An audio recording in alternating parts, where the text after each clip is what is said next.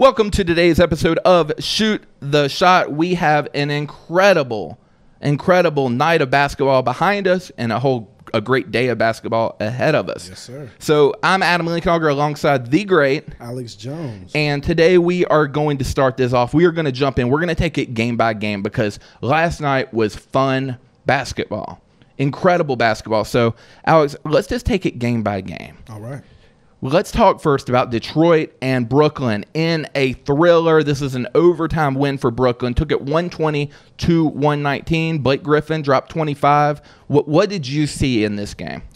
I saw a Brooklyn Nets that were heavily based on getting looks for their, for the rest of the team. Mm-hmm. They outsisted the Pistons 26-16, which is a phenomenal differential. Sure. And they won the points in the paint battle. Sure. Well, that's what I saw out of Detroit is if you look at the Detroit's numbers, the rebounding, Blake and Andre were dominant. They were crazy. But in the end of the game, Brooklyn got it done. And you're saying the paint play, which we would have assumed that Detroit would have dominated, they got it done. Yeah. Wow. Which is amazing. Definitely amazing. Spencer Dinwiddie for Brooklyn scored 25 points. D'Angelo Russell led the game in assists. He had 6 assists for the night. Andre Drummond put up 23 rebounds. Getting it done, man. That's amazing. But Brooklyn, coming into this game 2-5, we said yesterday Detroit's going to walk this. They're going to walk through Brooklyn. No way that Brooklyn was going to get this game done, and look what happened. Exactly. We're wrong again. Dinwiddie actually hit the game winner. Yeah. Okay. Gosh. All right. Next, let's move on. We got Indiana 5-3, and the New York Knicks now are dropping to 2-6. This was a close game. It came down to the fourth quarter where Indiana walked away with it, 107-101. What'd you see, man? I was thoroughly surprised by New York. First and foremost, Tim Hardaway Jr., 37. The man can ball. You called that yesterday. I definitely called that. You said, watch Hardaway Jr. This is his breakout season. He is going to have a big game tonight, and look what happened. He dropped 37 on their head. Sabonis scored 30 for New York. Frank, I'm not even going to try to pronounce his last name. Curry just messed it up not too long ago. He had 7 assists for the night, and Collison had 6 for Indiana. Great game. Great game. All right, Denver, Chicago. Denver pulls it out, squeaks it out. Another overtime game. It was a great night of basketball last night. Denver pulls it out, takes their record to 6-1. Chicago drops to 2-6. Denver walked away, barely pulled by 1 point in overtime, 108-107. All right, so with this game, I don't know whether or not to be disappointed in Denver or give Chicago praise. Chicago does not have the utilities or the manpower to compete with Denver, in my honest opinion. Mm-hmm. And they basically let them stay with them the whole night. Right, but you can't blame Jokic. Because look at him, drops 22, 12, and 9, right on the cusp of a triple-double. Exactly. He did his thing. He is one of the best passing big men in the game, hands down. Denver squeaks by 108-107. Yeah, and we definitely have to mention Zach LaVine, 28.7 assists. Playing, man. He is playing ball. He is proving the Chicago haters, it's weird to say that, but his own team, his own fans, were not happy when they offered him the contract that they did. Yeah. And now he is showing that, hey, I deserve this money. Give me my money. All right, moving on. We have Utah and Minnesota. Another crazy game. Minnesota, we called Utah pulling away on. No, I think I called Utah pulling away. You called Minnesota. Tag on it. I don't know. So Minnesota gets it done, 128-125 over Utah. Definitely the game of the night. Let's talk about what I did call. What did I say was going to happen last night? You said Derrick Rose was going to show something. He was going to go off. You definitely. I have to give praise and kudos when it's due. You definitely said something. I didn't expect it myself. This was his opportunity to get into that starting lineup and really be the offense for this team last night from the backcourt. So Derrick Rose, if you haven't seen this, you need to watch it. This was one of the most incredible performances and one of the most emotional post-game interviews I've ever seen in basketball. Yeah. Derrick Rose, you can tell so much weight has been lifted off of his shoulders. Derrick Rose showed what he is capable of. He's gone through so much. He's only 29 years old. Yeah. He's gone through so many surgeries.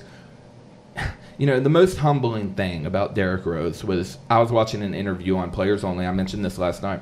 Derrick Rose, a former MVP at 23 years old, was asked, "What are your goals this year?" And his goals were not to, hey, I'm going to be an MVP again. He said, I want to help my team win, and I'd really like to be Sixth Man of the Year. Well, I tell you what, Derrick Rose is well on his way of being Sixth Man of the Year. Definitely. He scored 50 points on 19 of 31 shooting. He had 6 assists, 4 rebounds, 2 steals, and 1 block, which actually stopped them from losing the game. So, yeah, kudos to Derrick Rose. I do have to state that I actually think this puts more pressure on him going forward. Okay. Because now he has to show that, hey, I can do this consistently. This wasn't just a random outburst. I'm still here.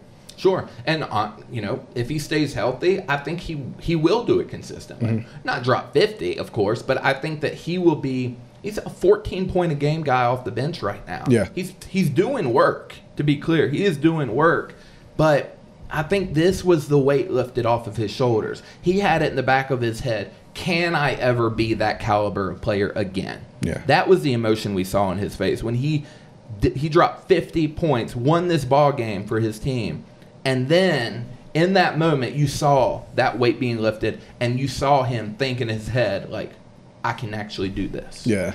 And that was unbelievable. I look forward to watching Derrick Rose the rest of this season. And, you know, hopefully we see him staying healthy because he is a work machine. He puts in so much work to get great, and I love it, man. Would love to see him bang on somebody one more time. Hey. Just one time for the one time. Two-hand pop. Yeah, and honestly, I mean, at the same time, Memphis, you got to do something.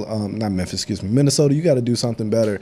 How can your man drop 50 points and you still come close to not winning the game? On 60% shooting. This wasn't a Westbrook-style 50, you know, on 38% shooting. He dropped 50 on 60% shooting. Yeah, we got to figure that one out. I completely agree with you because his performance was legendary. It was awesome. Exactly. All right, moving on. We have the New Orleans Pelicans against a team called the Golden State Warriors who are doing okay this year. 8-1. 131 to 121. Golden State, of course, gets it done. Definitely. Steph Curry is back, man. Tell us about the game, and let's talk a little about Steph Curry. Steph Curry went 37-9 on 7 of 11 shooting. And I just, at this point in his career, Steph is showing us consistently that year by year he will continue to develop, continue to get better, and he doesn't want to talk anymore of whose team it is. He's trying to send a clear-cut message to us that, hey, this is my team. So Klay Thompson also contributed. Draymond Green, I think, had 14 rebounds, if I'm not mistaken. Yep. Yeah, 14 rebounds. This team is just, it's not to be taken, lightly. So let's talk about that a little bit. Is a Steph Curry-led team, when he is the guy, a better team than a Durant-led team? Of course. So even though Durant's a 2-time Finals MVP, when the finals are on the line, when the games matter, Durant seems to show up. Yes. You think 100%, no question about it. Yes, but Curry's still the most valuable player on that team. Okay. No, and it's no contest, no competition. Right. The way that Curry affects the Golden State just mentality and opponents' mentality is just you can't. KD doesn't do that. Soon as Steph steps across half court, someone has to come up there and check him. He spreads the floor phenomenally, better than any player has in the past. He has the assist down packed. He shot, if I'm not mistaken, 60% mid-range last year as well. And people don't even know that stat about him. He shot better from mid-range than KD, and KD would just shoot over everybody. Mm-hmm. So Steph has multiple ways to get it done and getting other people involved. KD just does not contribute on that level. You know, I was hoping you were going to say Durant so I could argue with you a little bit, but I agree with you. I think Steph Curry is the glue to an incredible team. Now, if he wasn't playing, they would still be championship. Phenomenal. You know, they would still win a championship. I truly believe that. They have what soon will be 5 Hall of Famers on the court at one time. Yeah. You know, once Cousins gets back in there, which is just insane. We actually had the argument yesterday. Who would win between the Western Conference champions and the Warriors or the Eastern All-Star team? Yeah. Which is kind of a scary thing to think about, but I would take 5 Hall of Famers over 5 All-Stars in the East any day. Any day. And one other thing to note about this game, DeMarcus Cousins was having fun on the bench, basically just laughing, cutting up, joking, just to see his former team. You guys didn't want to pay me, so you guys are gonna have to deal with this all year. Right, no kidding, dude. I'm hoping that Anthony Davis. I hope that he either is pushed to a point where he has to leave. I think that it's going to have to be a trade, of course, but I would really love to see him somewhere else. And we're going to talk a little bit about his situation in a second when we talk about Phoenix, which is weird, but I'll explain in a minute. Golden State is it's an anomaly that we may not see. Maybe we'll see it again, but I don't know. When you have this quality of shooting on one team, it's scary. It's silly. Let's move on. Let's get through these games because I do want to talk a little bit more about that. But let's move on to Dallas and the LA Lakers. Lakers pull it out 114-113. I watched this game all the way through, and what a disappointment, man. This was an LA Lakers team that mopped Dallas throughout the entire game. Was never, ever close. But yet, Dallas had a shot to win the game at the end. You know, they ended up getting it to a point where it was LeBron on the line. He missed a foul shot, made a second. That's what won the game. But Dallas could have won this game. Yeah. And it was 100%. I was watching the Dallas's televised show, and they said it right. Like, LA Lakers do not deserve to win this game because they've done everything to give it away. And that's exactly right. Why can't the LA Lakers finish a game? Inexperience. Youth. The team is too young. It's too fresh. They really just they don't know what to do in those situations. And then you don't have any like true scorers that have that experience other than LeBron. Right. So how can you expect them to do so? Right. And in the fourth, what I saw some fearlessness in. Okay, first, Kyle Kuzma is fearless, and Lance Stevenson on the team is also fearless, and that's a good thing, but it's also a bad thing. Definitely. Kuzma shot the ball really well. If you look at the stat sheet, I think he shot 60+% last night, which on the stat line he looks incredible. But he had 2 or 3 charges, 2 or 3 run-ins where he made a bad pass or made a bad decision. Kuzma at the end, I feel, was trying to do a lot. Brandon Ingram was trying to do a lot, which he did, by the way. But I think that fearlessness is something, and we saw it with Stevenson last night as well, where he had a few turnovers, tried a behind-the-back alley-oop to LeBron that went into the first row. Yeah. That's something that we're going to have to take, but that's something that I'm hoping Walton will start to put more control on because Kyle Kuzma's never been on a winning team. So I don't think he realizes, dude, you got to relax in the fourth quarter.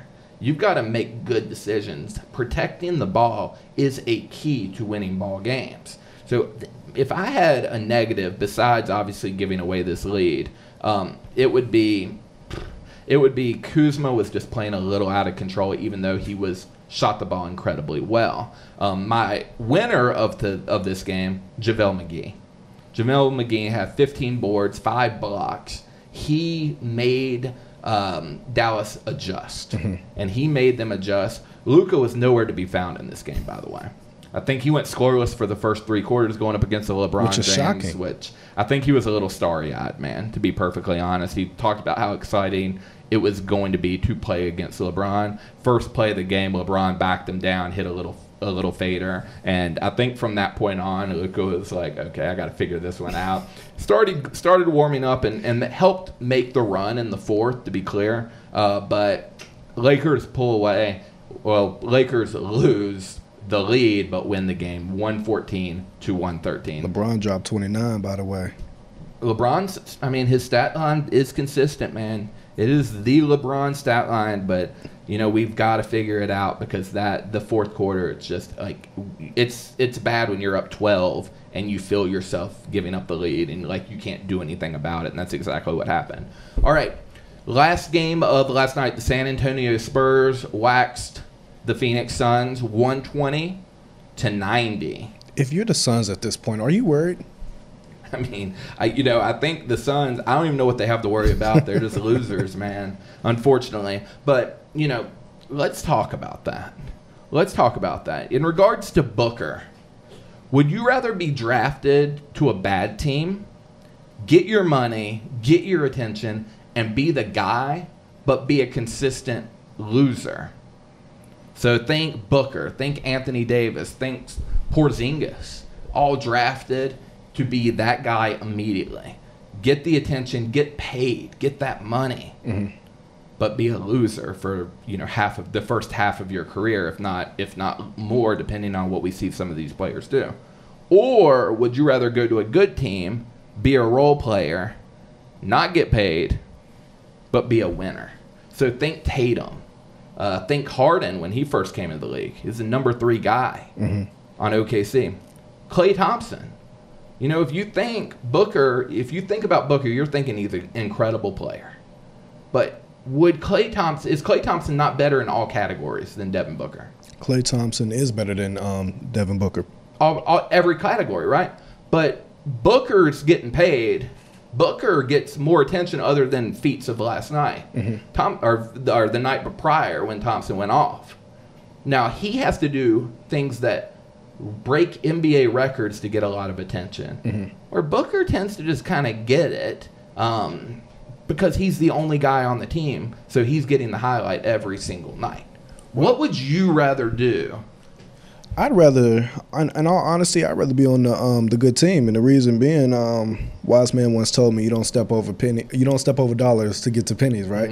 So if I'm just getting my max money this, that, and the third, yeah, I'm that guy. But if I'm not winning, if I'm not in front of more people, if my games aren't televised, my radius of reach is decreased. So I'm more so playing the long game. I want the endorsements. I want the shoe deals. I want the kids in China to know who I am. Right. They love Klay over there. They know who he is. Klay has been on TV commercials that aren't just Foot Locker. And I say that as no shade to Devin Booker or anything along those lines, but it just doesn't happen if you're not on a winning team. Right. You can drop 50 if you want every night. Dame Lillard, prime example. Nobody's talking about Dame. He wins he does not win on a consistent basis, although he outperforms and outscores just about everybody. Right. Now, I'm going to go the opposite. I think you made a good argument there. I really do. But my thing is, if you're the guy, I would, and you're coming into money for the first time, I would maximize early with the idea of once your second contract is complete, kind of in an AD situation. If I'm Davis, I'm gone. I am gone after this season. I am going to get a max deal somewhere, but play for a good team because I've earned it.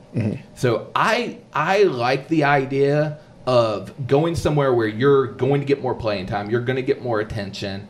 Even though you're losing ball games, you can really pad your stats to show once that rookie contract or that second contract is up, you can go somewhere and get paid. So I don't disagree with what you're saying, but I do fear of injury. I do fear of, what happens if in year 2 or year 3 you have a knee injury and then you never get that money that, it may almost be like a DeMarcus Cousins situation. He's a good example of someone that went to a bad team, stuck around for a while, got traded, got hurt. Now he's playing for a team making a few million. He'll get him a ring this year, but he should hopefully get his contract next year, as max deal. So if you're listening right now and you have an opinion, do us a favor. Hit us up at facebook.com/shoottheshotlive, where we go live every single day, Monday through Friday. We want to hear your opinion. We do a podcast that you're listening to that we actually do live, and we adapt our discussion based on the comments that are coming in. So please feel free to check us out on Facebook, facebook.com/shoottheshotlive. Okay, those were our games last night. A couple things I do want to address. J.R. Smith is reportedly requesting a trade. Are the dominoes beginning to fall in Cleveland? Oh, they've been falling. Tyronn Lue was the second domino. Mm-hmm. It's not looking good for Cleveland right now. Not at all. What do you think is going to happen with Cleveland? Do you think it's time to just clear them out, get a young core, and then start your 76ers run of building the process into the culture? You have to, but then at the same time, you have to also take into account, and this is your second rebuild in 10 years. Mm-hmm. What does that say about your organization and your franchise? Nothing good. Nothing at all. You've relied on one player, the same player, twice now. Right. And your organization could not do nothing to keep him twice now. Right. And then lost your other superstar. Right. Just get rid of him. Mm-hmm. Speaking of, Kyrie's another example of a player who went to a good team, was the number 2 guy, and then said, "Hey, I got to go." Now he's in Boston, and he is the guy. I don't really know if I would count Kyrie's situation because he was drafted into Cleveland and he was that guy there first, and then the other guy came and took his spot.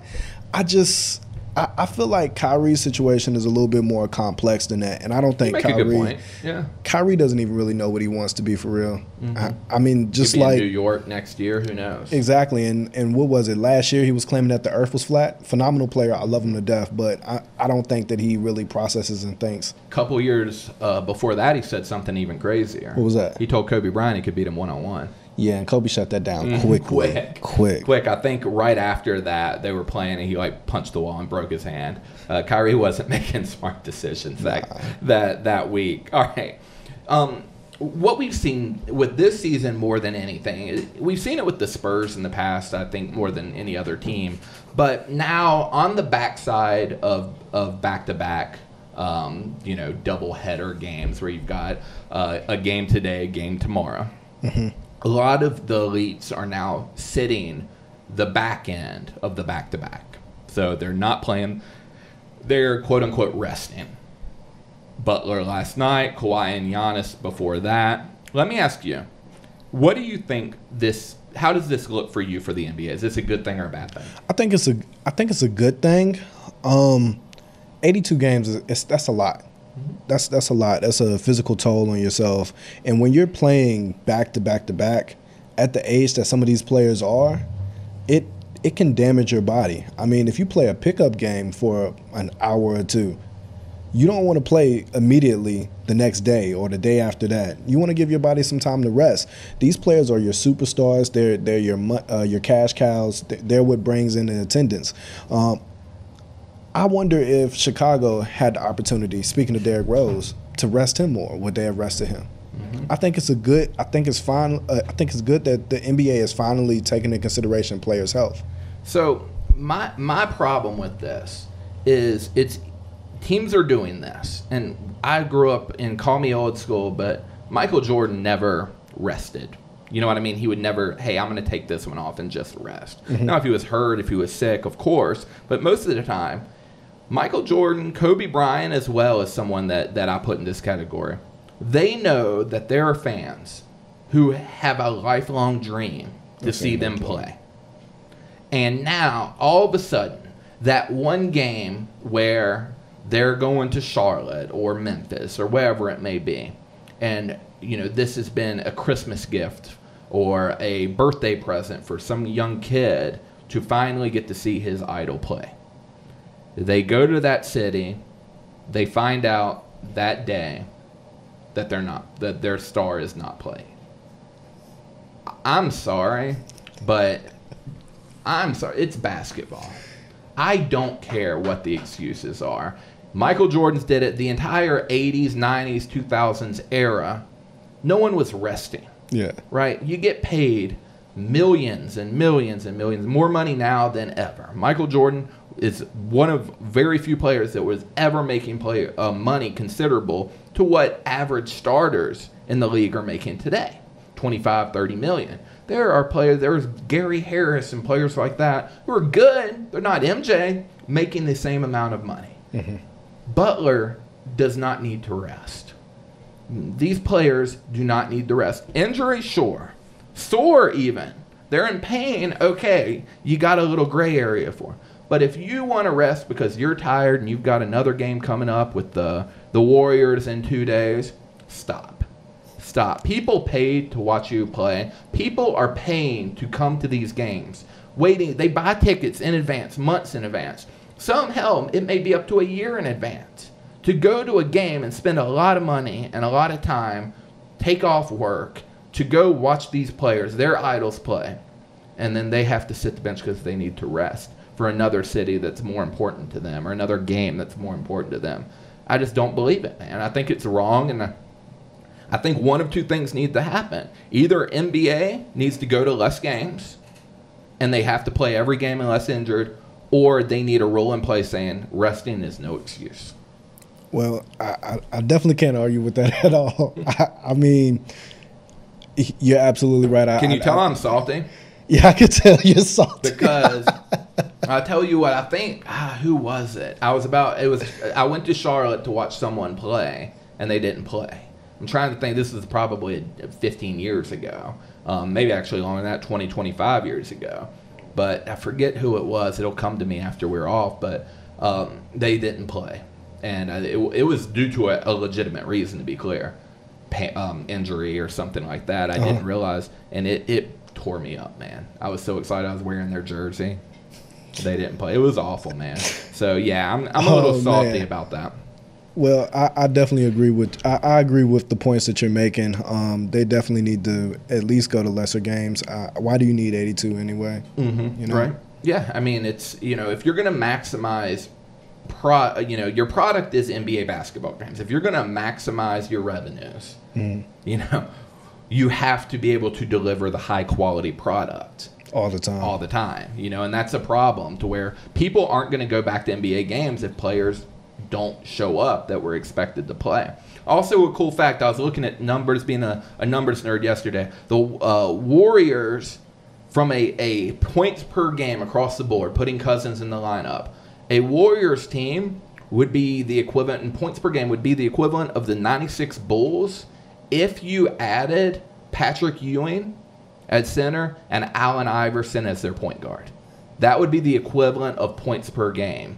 How crazy, how good are the Warriors? It is nuts, man. It is crazy. But who would win that game? Warriors or 96 Bulls with Ewing under the basket and Iverson at point?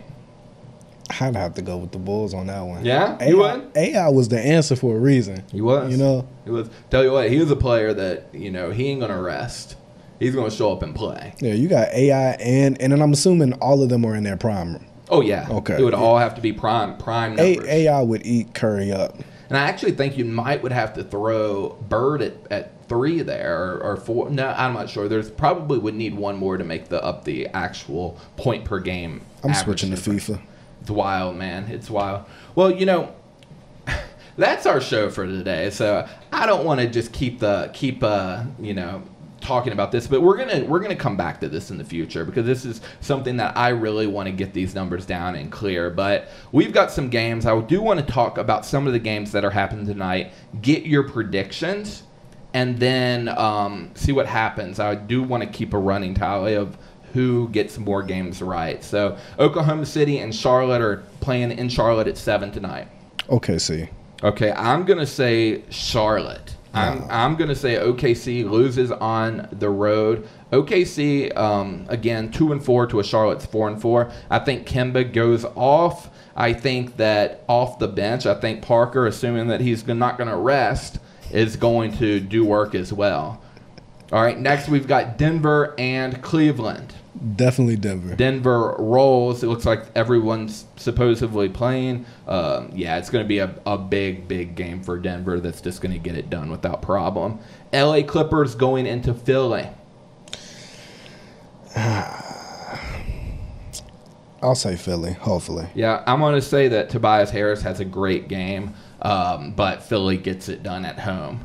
Next, we've got Sacramento Kings going into Atlanta. Won't make this mistake again. I'll go with the Kings. Kings get it done in Atlanta. Completely agree. De'Aaron Fox, Buddy Hield, my boy Willie Cauley-Stein get the job done in Atlanta. Next, we've got the Milwaukee Bucks heading into Boston at 8 p.m. on TNT tonight.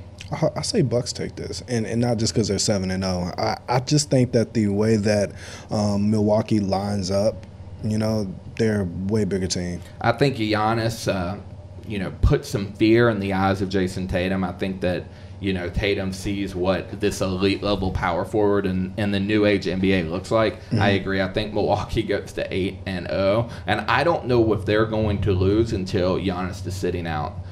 They're playing too good right now. Unless he's resting, I don't see them losing. And lastly, you got the New Orleans Pelicans coming off of their back-to-back against Portland. I would say Portland. I got to give my man Dame some love. Yeah, I think New Orleans, the Pelicans are coming off of a tough game last night. They're tired. They're beat up. They have to go right into another Western playoff level team. Yeah, I think Portland gets it done.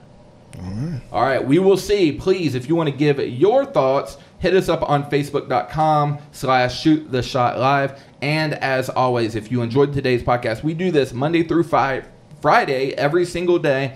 We're talking games. We're giving you the highlights. We're giving you the opinions that you may or may not agree with. So please subscribe and never miss an episode. We'll talk to you tomorrow. Tomorrow. We got one more. We got Friday. We'll talk to you tomorrow.